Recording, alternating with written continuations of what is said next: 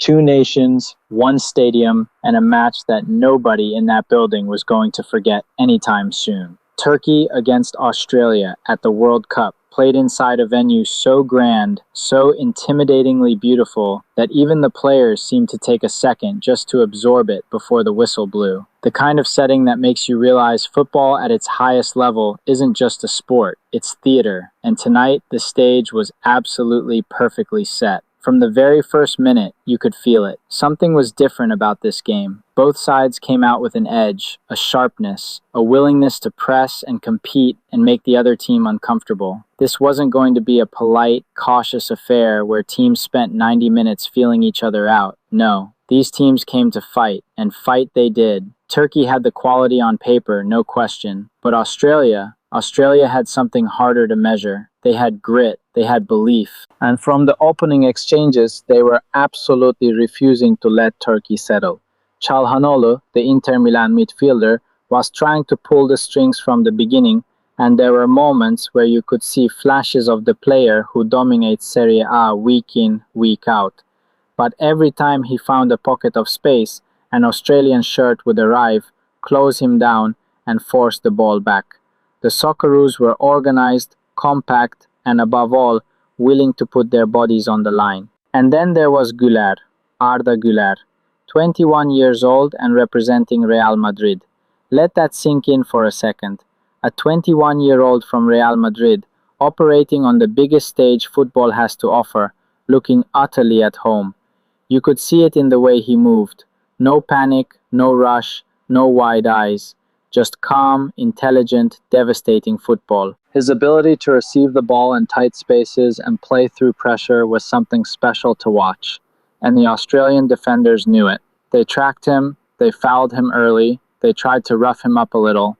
Classic Patrick Vieira energy from the Aussies, smart and physical and determined to disrupt. But Güler kept coming back for more.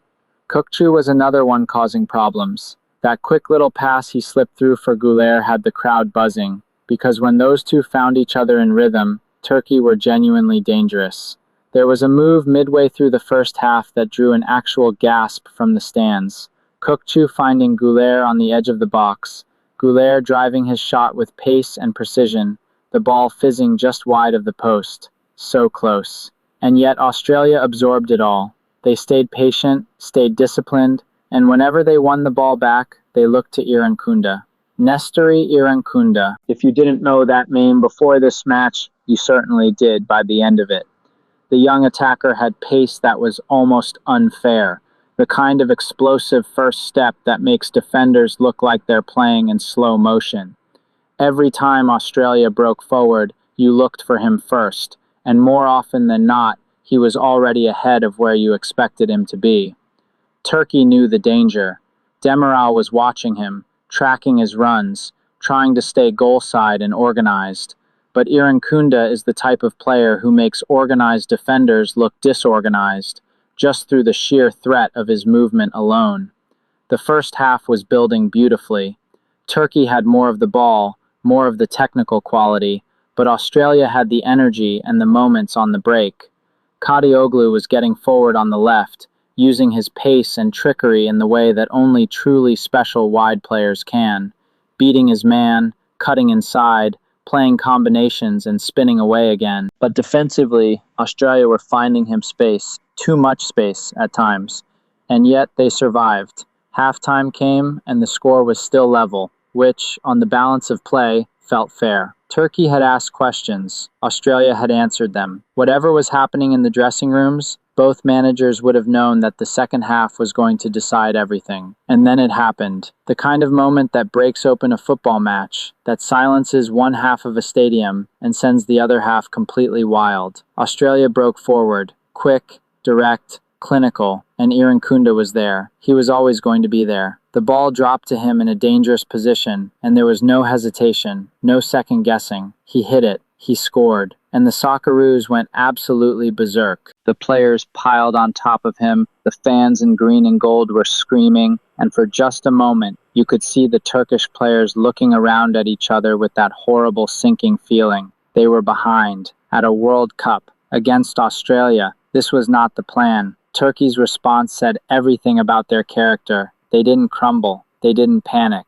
Head coach Vincenzo Montella made his adjustments, reorganized his troops, and Turkey began to push forward with a renewed urgency. Çalhanoğlu drove them on. Güler started finding space between the lines more frequently, and the Australian defensive unit, which had been so impressive, started to feel the pressure. There was a moment where Aktürkoğlu made a run in behind the Australian defense that should have ended with a goal. The pass was almost perfect, the angle was there, and for a split second you thought Turkey were level, but the keeper got a touch and the chance was gone. And then the substitutes changed everything. Turkey brought on fresh legs, players hungry to make an impact off the bench, and the energy shifted. Çelik came on and immediately threw himself into the game. High energy, aggressive, making things happen. And then, off the post, Bardakçı, the center half, getting forward and driving a shot that cannoned off the woodwork with a sound that made you wince. So close, so agonizingly close. The crowd was on its feet. Australia were holding on now, bending but not breaking. Sutar and the defensive unit making block after block, clearance after clearance. Moy was immense in midfield, winning ball after ball, keeping his team organized and pressing the right moments. But the Turkish pressure was relentless, and it could only hold for so long. Can Yildiz, came on and immediately looked dangerous. The boy has flair. The ball seemed to do what he wanted it to do,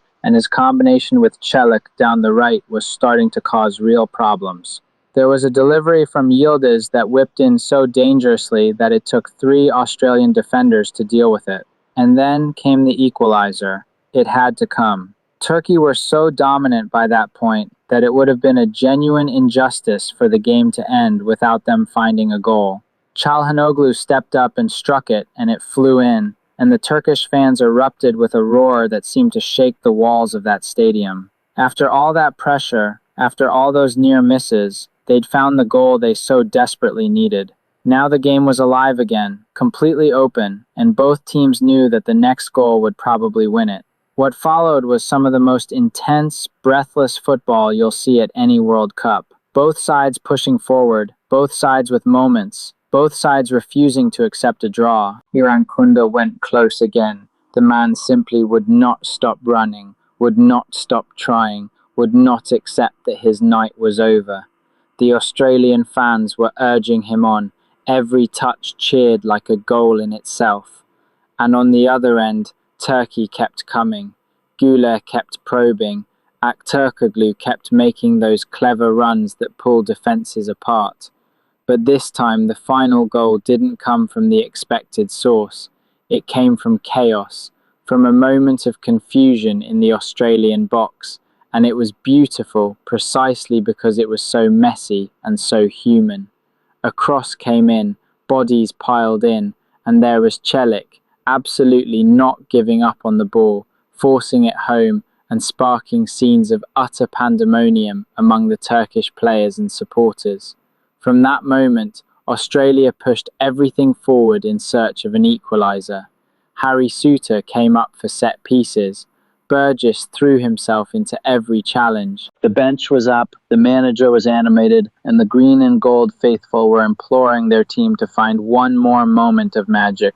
But Turkey held firm. Demiral was commanding at the back, reading danger before it materialized, organizing the defensive line, and dealing with everything Australia threw at them. The final whistle blew, and Turkey had done it. In a match that had everything: quality, drama, controversy, personality, genuine world-class moments. They came from behind to win. And Irankunda, even in defeat, had announced himself to the world in a way that players spend entire careers trying to do. One match at the World Cup, one extraordinary night in a stadium made for moments exactly like this one. This is why football matters. Neither choice is good, and Chicago faced that exact decision probably 40 times across 45 minutes of basketball, including overtime, and never once cracked the code. That's not a scheme failing. That's 2 elite players being better than what a defense can realistically do about them, and the difference between Indiana and every other team running a 2-man game right now is that both players are genuine primary threats. Most duos have a hierarchy. One person is the real danger, and the other is the punishment punishment for overplaying. Clark and Boston genuinely don't work that way. Boston's roll game is lethal enough that Chicago couldn't afford to sag off her the way defenses treat a center who's just a screener and a rebounder. So every single screen she set forced a real decision, not just a minor inconvenience. And that reality is what made this whole night possible. Now let's get into the actual numbers, because Clark finished with 32 points and 10 assists across 40 minutes, and Boston ended the night with 34 points, which is a career high, 12 rebounds, 3 assists, and 2 blocks. Together they combined for 66 points, which is more than half of Indiana's 114-point total. But here's where it gets genuinely absurd. They each posted a 30-point double-double in the same game, and that combination had never happened before in WNBA history. Not this season, not